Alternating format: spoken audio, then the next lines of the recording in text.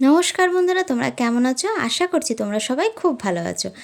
আমার মৌমিতাজ ব্লগ চ্যানেলে তোমাদের সবাইকে স্বাগত। তো দেখো, আজকেও দুজনা মিলে কর্তাগিন্নি বেরিয়ে পড়েছি। তা যাচ্ছি হচ্ছে এক জায়গায়। তা রথ দেখা কলা বেচা দুটোই করব বলে। মানে একটা কাজ করতে যাচ্ছি, কাজটা কমপ্লিট হয়ে গেলে আরেক জায়গায় যাব। তার আগে দেখো, এখানে মসজিদটা কি সুন্দর সাজিয়েছে, লাইটে দেখতেও সুন্দর লাগছে। আর দুধারে রঙের দোকান, সবাই রং কিনছে। সামনে হোলি, ঈদ দুটোই রয়েছে। তা কাজ যখন কমপ্লিট হয়ে গেছে, ভাবলাম যে যাই লোকনাথ বাবার মন্দিরটা একটু দর্শন করে আসি। এই মন্দিরটা হচ্ছে কৃষ্ণগড়ের রথতলায় অবস্থিত। তোমরা যারা যারা বন্ধুরা কৃষ্ণগড়ের বাড়ি, অবশ্যই কিন্তু একবার এসে ঘুরে যেতে পারো, তোমাদের খুবই ভালো লাগবে।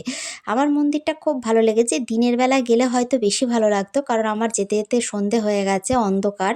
তা মন্দিরের কাজ এখনও পুরোটা কমপ্লিট হয়নি, এখনও কাজ চলছে। তা দেখো, এখানে সব বয়স্ক মানুষরা বসে গল্প করছে নিজেদের মধ্যে, আবার ঠাকুরও দর্শন করছে। তোমাদের ঠাকুরটা সামনে থেকে দেখায়, কি সুন্দর লাগছে। দেখো লোকনাথ বাবার মূর্তিটা চারিদিকে কি সুন্দর সাজানো রয়েছে। এখানে পুরোহিত মশাই পুজো করছেন, আমাকে প্রসাদ দিলেন। তা বললেন প্রসাদ খাও, অল্পই প্রসাদ। আমি যে অল্প প্রসাদের জন্য না, ঠাকুর দর্শন করতে এসেছি, এতেই মনে শান্তি হয়ে গেছে।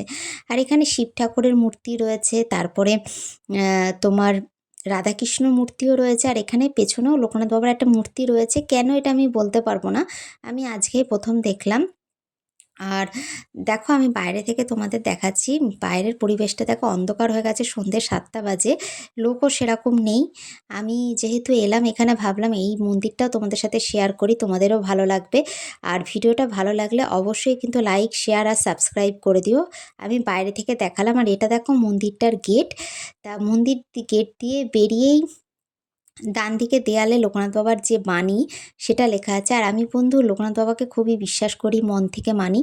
আর দেখো, এখানে বাড়ি এসে দেখছি মেয়ে চাউমিন রান্না করবে, তাই সমস্ত রেডি করে রেখে দিয়েছে। আমি গেলেই ও রান্নাটা শুরু করে দেবে। তারপরে একটু চাউমিনও খাওয়া হলো। আর এখানে দেখো, আমি সবজিগুলো ধুয়েও রেখে দিয়ে গিয়েছিলাম। আর ভিডিওটা বেশি দূর করলাম না, আজকের মতো এইটুকু। তোমরা ভালো থেকো, টাটা, বাই।